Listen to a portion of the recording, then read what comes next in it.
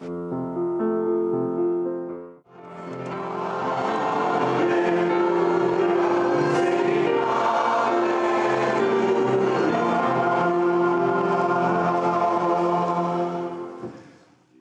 role of singing as an act of defiance, protest, and inspiration during the civil rights movement of the 1960s is fairly well known. A number of you experienced the power of singing during that period yourself. I see Gary nodding.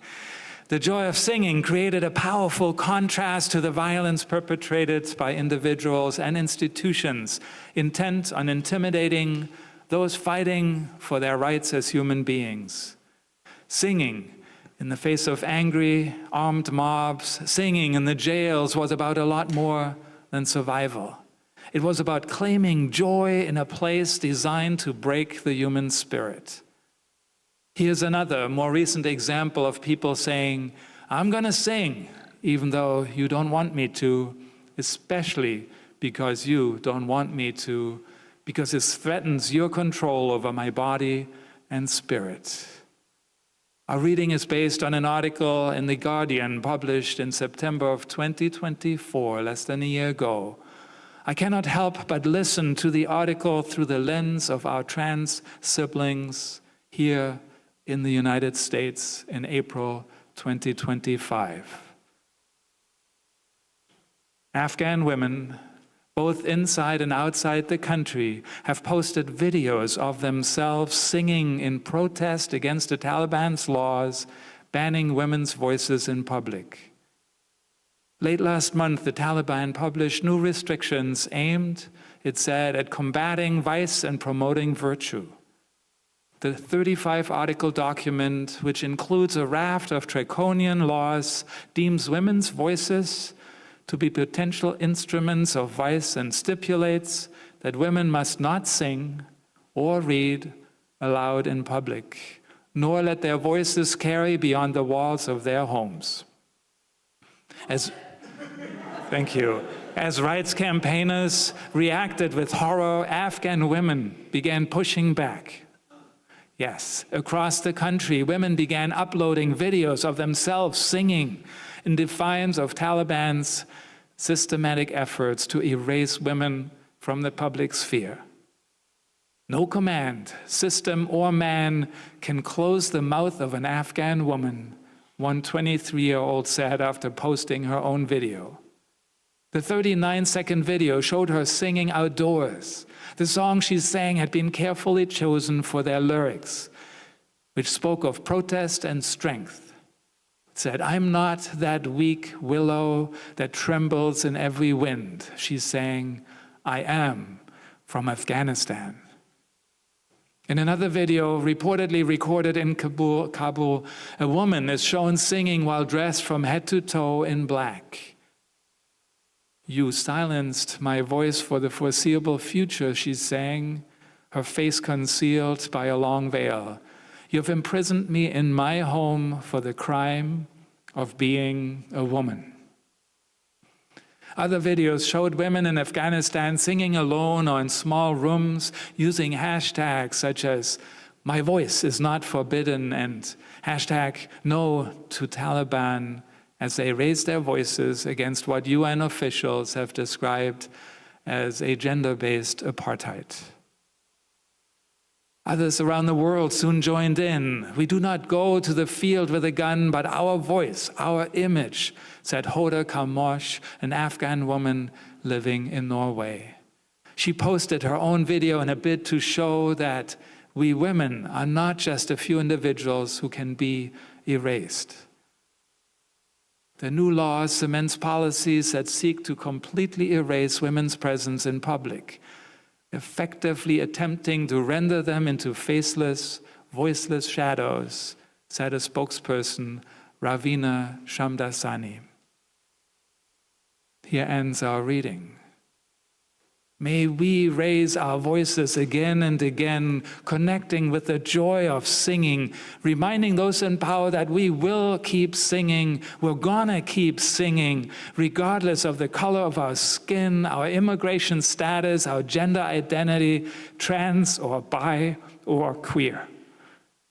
May our anthem inspire joy, joyful resistance where defiance is needed today and in the days to come, as embodied in the tradition of the African American spiritual.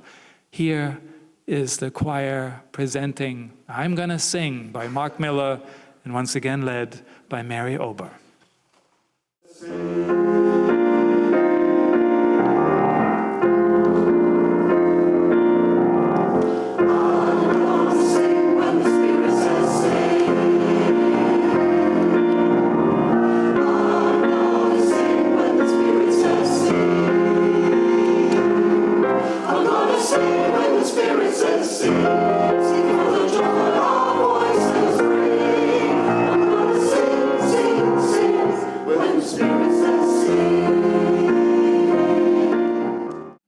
Can you feel that spirit singing, dancing inside of you? I hope you are feeling it. Thank you, Mary. Thank you, Heather. I have attended and co-led many public witness events since I was a teenager. I've participated in numerous rallies and protests in Germany, in the United States, and elsewhere. Some involved tens of people, some involved hundreds and thousands, and several brought together hundreds of thousands of people. I didn't lead those. I wish I had. At times, I have been concerned about the possibility of violence, the dynamic of large groups turning into mobs, or the inability or unwillingness of law enforcement to do their job. I've experienced how groups can spiral out of control, and how group mentality can lead to actions that individuals would not do on their own. What I've not experienced, except for the last 2.5 months, is the fear that simply speaking out against those in power, that simply by verbally challenging those in authority at the highest level of government, I might be risking revenge and retribution at a personal level. I might be risking deportation without due process. I might be risking loss of my freedom and financial stability. I was, of course, aware of the privilege I had relying on the rule of law to protect my basic civil rights in either of those countries. I knew this was different in places like Russia, Venezuela, North Korea, Iran, Afghanistan, or the South Africa of Mandela, or the East Germany in which my mother grew up in the 1950s. I'm also aware that this privilege of feeling I can trust and rely on the rule of law has not been the experience of all residents of the United States, even if they are U.S. citizens. I've never lived in a country whose leader came to power with the explicit platform of revenge against his political enemies, the promise to institute loyalty tests for government jobs, and the banning of more than 200 words from government usage while claiming to protect free speech. I've not lived in a country whose top law enforcement officer was installed by the president so he could punish anyone critical of that president. I've not lived in a country where major law firms are now afraid to defend those opposing any aspect of the executive branch, or where institutions of higher learning face major funding cuts for scientific research unless they curtail free speech and the rights of assembly of their students. I have not lived in a country where legal residents like myself may be incarcerated and deported without due process and even a clear explanation of why they are being detained, interrogated, or mistreated. No, I have not lived in a country where organizations that try to name and correct long-standing racial and gender disparities are targeted by legal investigations, along with the removal of narratives that enable us to learn about the role of Black and indigenous citizens, as well as members of the U.S. military. As Julia Angwin and Amy Fields-Meyer write in the April 12, 2025 edition of The New Yorker, even a list of professions facing harsh consequences for their day-to-day work is growing. A New York doctor incurred heavy fines from a Texas court for providing reproductive health care. Luckily, a New York court refused to enforce that fine. In Arkansas, a librarian was fired for keeping books covering race and LGBTQ issues on the shelves. A member of Congress who organized a workshop to inform immigrants in her districts of their rights under the United States Constitution was threatened with federal prosecution. The climate of retribution has caused many to freeze. Wealthy liberal donors have paused their political giving, concerned about reprisal from our president. One Republican senator dropped his objection to the president's Pentagon nominee after reportedly receiving credible death threats. I have not lived in a country like this except for the past 2.5 months. It now requires courage, even for someone like myself, to speak up, to express concern in public, to voice opposition to how changes are being implemented. For the first time, I am worried about leaving the country, though I have a green card, granting me permission to live and work in this country permanently. I want to visit my parents and celebrate their 60th anniversary this summer, a joyful, non-political occasion. I assume I will be admitted back into the United States, but what if not? Who will be willing and able to take on my cause? And what good will it do if the executive branch decides on a case-by-case basis whether to honor decisions by the courts or not? I say all this not because it's news to you or because the United States is new to the use of authoritarian methods. As Angwin and Fields-Meyer remind us, President Harry Truman, in the 50s, right, directed a purge of the federal workforce amid Cold War paranoia, eventually ensnaring more than 7,000 workers suspected of holding subversive views. In the decades that followed, J. Edgar Hoover's FBI worked diligently to foster a sense of anxiety among black civil rights workers and organizers. Some demographics, including immigrants and Americans of color, have long been disproportionately subject to tracking, unwarranted surveillance, and suppression. Institutions that have mostly felt themselves protected from political retaliation now find themselves feeling some of the vulnerability that marginalized communities have long felt. Faiza Patel, the senior director of the Liberty and National Security Program at the nonpartisan Brennan Center for Justice, said. But the fear now is different in kind. The sweeping scope of the president's appetite for institutionalized retaliation has changed the threat landscape for everyone, almost overnight. In a country with a centuries-long culture of free expression, the punishments for those who express even the slightest opposition to the administration have been a shock to the American system. There is hope, though. They write, political science research reveals that autocratic leaders can be successfully challenged.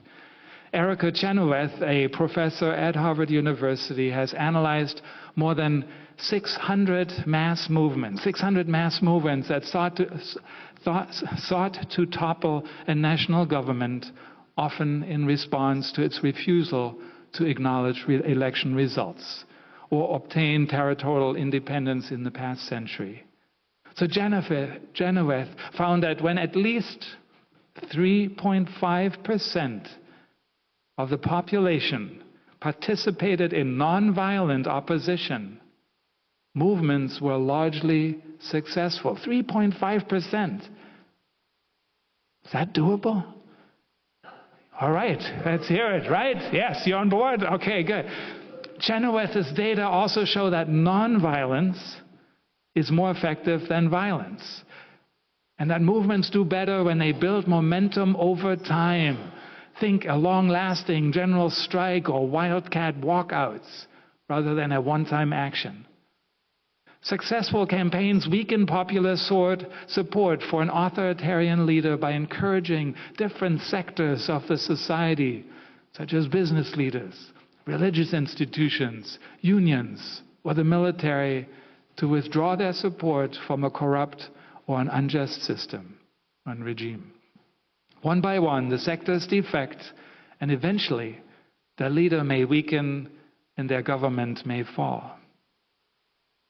I mention all this only to acknowledge that organized action is important to balance what is going on right now. We don't know yet what ultimately will work to build a nation that is more fully grounded in the values of kindness, of cooperation, of compassion, and a commitment to peaceful means of resolving conflict and the sharing of power. What we do know is that it will take courage and it will take bravery. And I'm also convinced that the practice and cultivation of joy will play an essential role in this bravery if we are to succeed. Here are my reasons. Every time we allow ourselves to feel joy, every time we embody one of the varied feelings associated with joy that I talked about last week, like pleasure, amusement, relief, wonder, gratitude, contentment, rejoicing, delight. Every time joy is a noticeable part of our experience, fear has less of a hold on us, and so do those who rely on our fear to tighten their control and enhance their power. This is true at the personal level, and it is true at the societal level. In other words, joy is liberating. Joy is freeing, and hence a challenge to those who want to control others. Fear forces us to act, or rather react in predictable ways. Right? Fear allows us to be manipulated down a particular path. Joy leads to unpredictable outcomes as it jostles open doors we hadn't even noticed were there. Joy has the potential to get us unstuck as we relax for a moment. Did you see Dory dancing earlier? She was not stuck in one place, that's for sure. Get us unstuck as we relax for a moment and create space for a shift in perspective. Laughter quite literally relaxes our body and mind, shaking us up, preparing the ground for us to realize that pain and despair do not need to have the final word. Joy in the midst of suffering reminds us of our humanity and the humanity of those around us. I am still alive. I still feel. I still belong to life. We are still alive. We still feel. We still belong to life. We need that sense of grounding in who we are, all while not taking ourselves too damn seriously. Imagine the moon observing us humans through binoculars. The moon, binoculars, yes. Or whatever the moon needs to make out those tiny flecks. That would be us moving along on the surface of the earth. Imagine the moon talking with one of their moon colleagues, as they do, over lunch, reflecting on what things we will be like, what things will be like, say 10 million years from now. They might say, well, the flecks on earth will be gone, of course. None of that, or none of what those humans are worried about today will matter. None of what those humans have created will still be in existence. None of the institutions, social arrangements, political ideologies will play any role. Too bad intelligent life forms prove to be less resilient than other forms of life, like those cockroaches. Depressing? Liberating? Well, I recently read that crying and laughing are essentially the same, but laughing just feels better. So we might as well be laughing, right? Thank you, Betsy. Right? So we might as well laugh and feel a twinkle of liberation. This does not mean, of course, we shouldn't care about the here and the now. But in the grand scheme of life, observed from the Universalist perspective, I think some humility just might be helpful. Joy can also be directly relevant in moments of great courage. Humor can release palpable tension in critical situations. As Archbishop Tutu recalled during his conversation with the Dalai Lama, I described in this beautiful book, the Book of Joy, and a great documentary we watched right here in the sanctuary a few years ago. He wrote, "We found at home when we were conducting funerals of people who had been killed by the police. We would have hundreds and hundreds of people attending the funerals. It was a state of emergency. You were not allowed any other gatherings, so the funerals turned into political rallies. We found that one of the best ways of helping our people direct their energies into positive directions was laughter. Telling jokes, even at our own expense, was such a wonderful flip to our morale. Of course, some of the things that happened were just so horrendous, like the situation with Chris Hani. People were really angry, and you'd have the police standing not far away.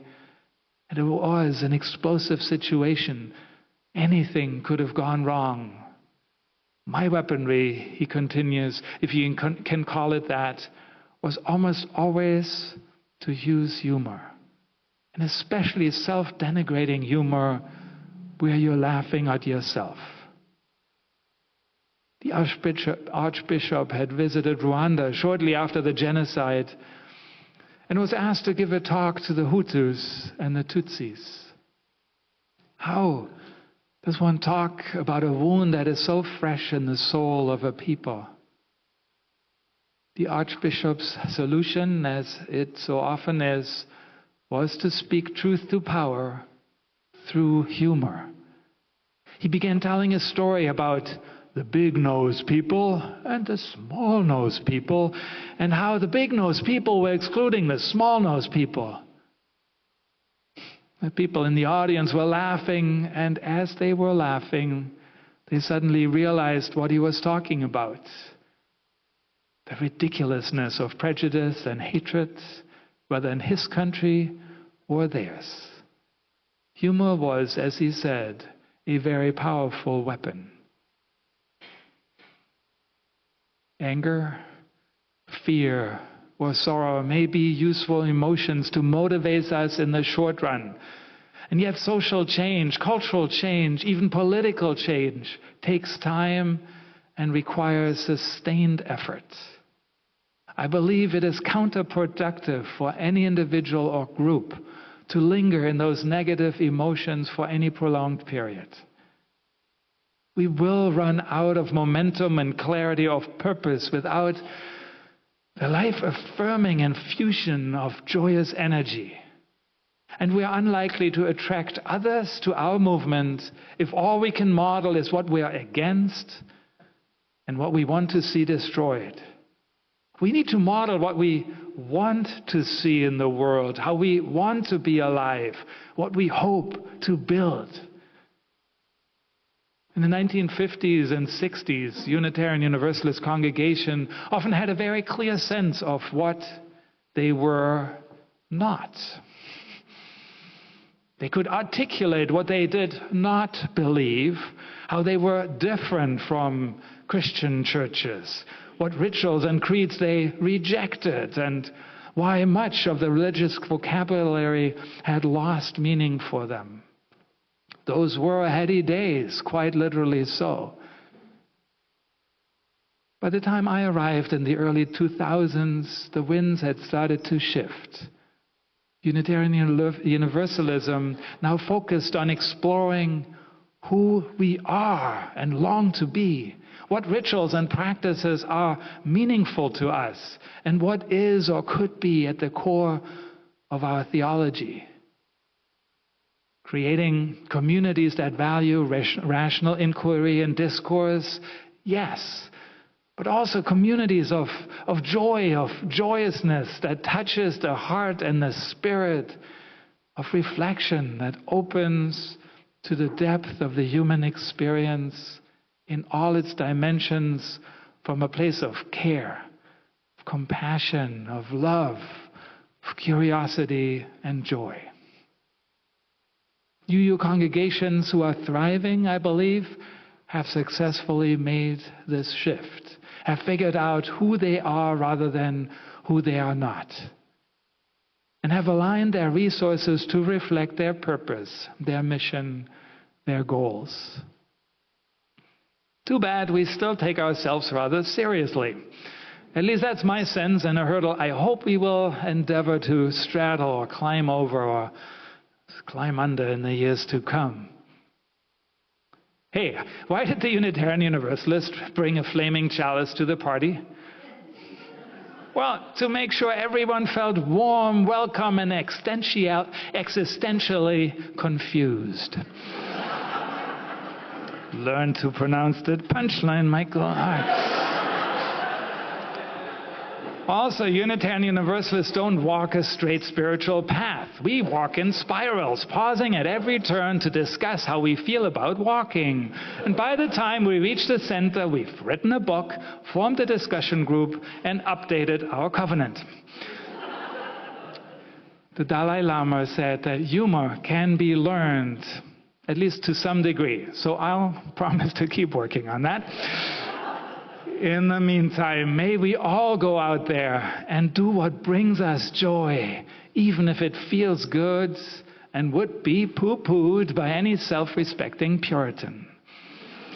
May we embrace our joy as a powerful and essential act of resistance and movement building, understanding the bravery it represents in the face of adversity and struggle. So spend time doing your watercolors, Bobby, your dancing, Dory, and all of you, your poetry, your singing, your walking through the woods, preparing a good meal. Read a book if that brings you joy. Listen to Wait, Don't Tell Me or any other silly, serious podcast and laugh out loud. Spend time taking videos of your cat learning to two-step or judging you from atop your refrigerator or whatever the thing is that you like your cat to do. Touch the bark of a tree in wonder. Jump into a lake, even in April. Or not. Pause to smile at a baby.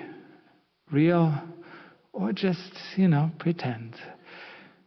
Look at the Milky Way and delight with delight. Practice gratitude. And be sure to eat your favorite ice cream. May all that be so and so much more. Amen and Ashe.